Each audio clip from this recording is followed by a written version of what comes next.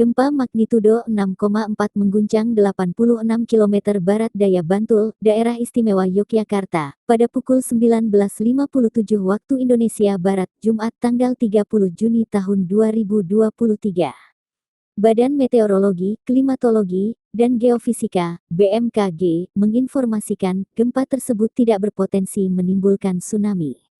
Tidak berpotensi tsunami, tulis BMKG dalam laman resminya. BMKG memperingatkan agar masyarakat terdampak getaran gempa untuk berhati-hati terhadap gempa bumi susulan yang mungkin terjadi. Gempa kali ini terasa lumayan kencang dan lama. Di pusat kota Jogja, seperti di area Tugu Jogja, kaca-kaca bergetar keras. Sementara, tembok juga berderit mengeluarkan bunyi cukup keras saat gempa terjadi. Warga berhamburan keluar rumah. Gempa Bantul Yogyakarta ini dirasakan kuat di beberapa daerah, seperti di Gunung Kidul, Jogja, Solo, hingga Banyumas. Bahkan warganet menyebutkan gempa terasa di Cirebon.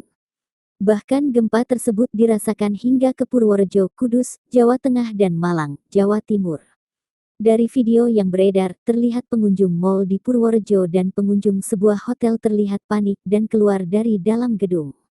Berdasarkan data dari Tim Reaksi Cepat Badan Penanggulangan Bencana Daerah (TRC BPBD DIY), gempa ini telah merusak sejumlah bangunan. Beberapa contoh kerusakan yang telah dilaporkan mencakup genteng yang rontok dan teras yang ambruk di beberapa rumah di Pacarjo, Semanu. Kemudian ada kerusakan pada plafon dan atap di Taman Budaya Gunung Kidul, Jalan Lingkar Utara Logandeng, Playen. Namun hingga berita ini diturunkan tidak ada laporan korban jiwa yang ditimbulkan oleh gempa.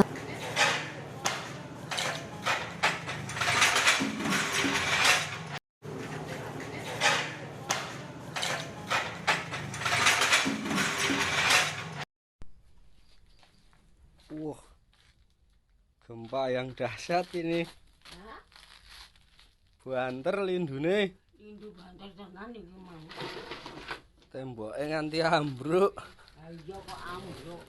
Cumeno. Bangkuku bakuh ketiban watu semono.